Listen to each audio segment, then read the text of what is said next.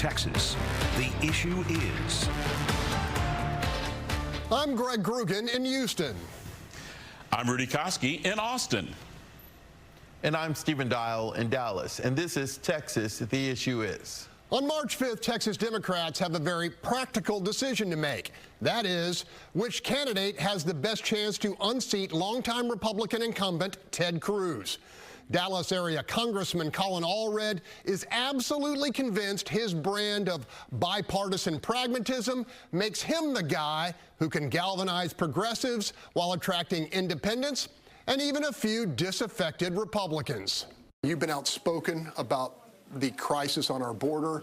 I'd like you to react to the Supreme Court's decision involving razor wire deployment. Yeah, well, I think it's the right decision. This is a federal province. The Constitution clearly puts this in the federal government's power, and now it's the federal government's responsibility to act. And, you know, I've been frustrated that we have not, I think, been more responsive to what has been an increasing crisis, and that really comprehensively we haven't acted since the Reagan era. It's time for us to come together and try and find common ground between Democrats and Republicans on how we can reform our immigration system to better secure our border, to better match the needs of our economy, and to help us move forward. You've been outspoken about your ability to work across partisan boundaries. You voted with some of your Republican colleagues on a resolution. You want to talk about that? Sure. Well, for me, this was an effort really to send a message that the status quo is unacceptable, that our inaction at the federal level, which I think both parties bear responsibility for, is actually the brunt of that is being borne by our border communities here in Texas. Your Democratic opponent, State Senator Gutierrez, has made the statement that your willingness to vote with the Republicans, I think his term is an indicator that you forgot which primary you're in. How do you respond to that? Yeah, listen, I think it's okay for Democrats to talk about border security as well. And I think we have to, especially if you are putting Texas first, which is what I've always tried to do. I see myself as a Texan first before party, and I'm proud of my bipartisan record. If you could sit down face-to-face with President Biden and try to get some clarity for him about the crisis that our state and our country is facing, what would you tell him? Yeah, but you have to at least get caught trying. Let's get going on this. Let's not cede the argument to just the loudest voices in the room who want to do and pursue extreme policies. That there are common sense steps that we can take right now, and that if the Congress won't act, then use your executive authority to act. A majority of Texans believe that the state's abortion law is too extreme. When you see those polls, what do you think? Yeah. Well, I certainly agree, and I think that when I talk to Texans, it is the extremism of the position that strikes folks, that if you're a victim of rape or incest, that there's nothing for you to do. And, of course, we're hearing about some of these stories of folks who've been able to get the care that they need by leaving the state. But we're not hearing some of these stories of folks who are forced into some of these horrible situations, who didn't have the option or the privilege of being able to leave the state. And at the federal level, we can reverse this by going back to the standard that we've had for the last 50 years and putting Roe v. Wade back as the law of the land. That's what I intend to do in the Senate. You are hoping to dislodge Senator Ted Cruz from his seat in the United States Senate. We have polling, recent polling, that show the race is a dead heat regardless of which Democrat emerges from the primary. I think it's more reflective of Ted Cruz and the fact that so many Texans, I think, are ready to move on from him.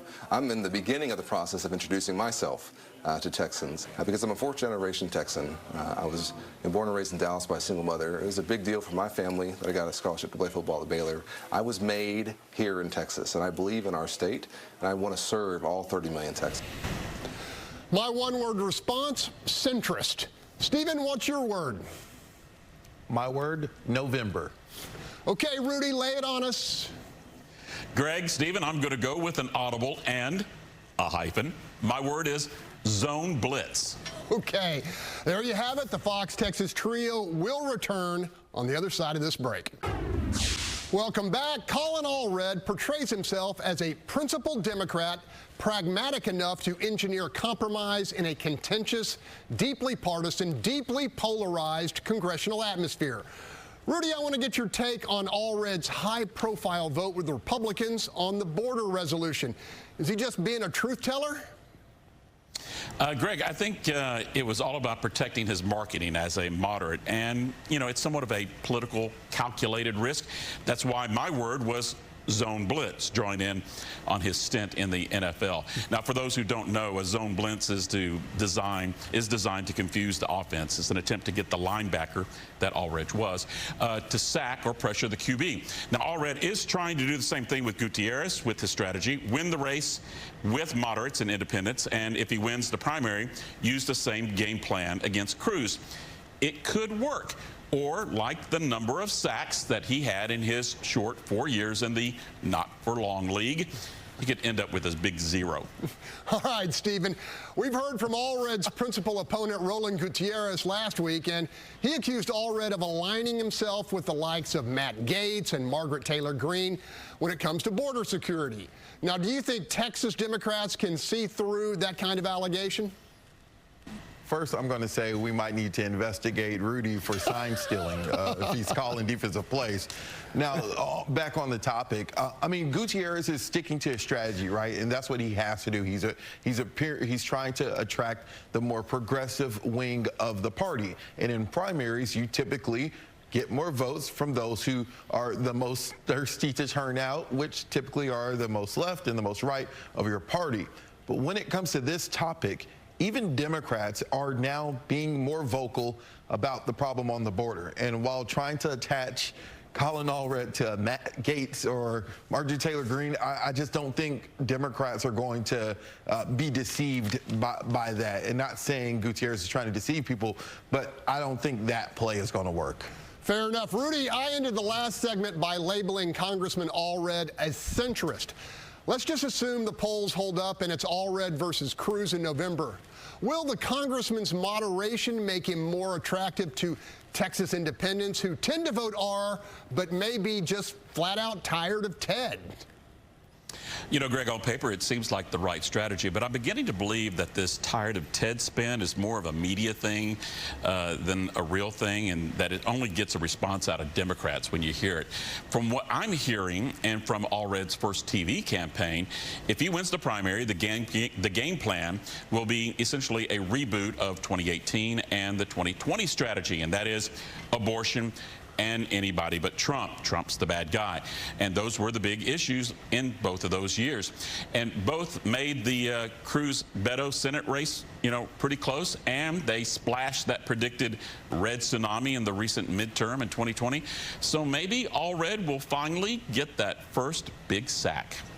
All right, Stephen, we've seen moderate, pragmatic Democrats run statewide before and get close but still lose. Mike Collier in the lieutenant governor's race comes to mind. Could this likable, very earnest former NFL linebacker achieve what others have not done in 28 years? Hey, it's going to... Democrats have an uphill. They've had uphill, as you mentioned, for 2 decades. It's going to come down to turnout, and if the Allred, let's say he's the nominee, his ground game, because voters have shown that even though the top of the ticket may not spell good for the bottom of the ticket, let's say a Biden-Trump rematch, as what we're expecting, then Allred's going to have a killer ground game and convince some people on the ground in person. And then turnout is going to have to be really big. Is it possible? Sure, everything's possible, but it's very uphill. All right, Rudy, let's not get ahead of ourselves. Allred is killing the competition when it comes to fundraising, and he's up on the air in major markets. What do you make of that? I think that it only shows what Stephen just mentioned. He has the momentum. He has a good message, and it's going to be about moderates and independents, but it's like Stephen said, it's going to be about the turnout. And if Trump is going to be the Republican nominee, I think that is going to be the key. And if that's the case, look for an upset. All right, Stephen, 20 seconds. Allred has all the money right now. He has the money. The real question is, will Allred be able to win outright? The lower candidates would need to get more than 1% of the vote to help Gutierrez force a runoff. All right, let's leave it there. You can see the interview and any of our past interviews by going to our YouTube pages. And keep the conversation going by hitting us up on social media. The Texas Trio will be back next week. We're watching some emerging issues in Congress with Ken Paxton and, of course, on the border. So don't forget to let us know what you think the issue is.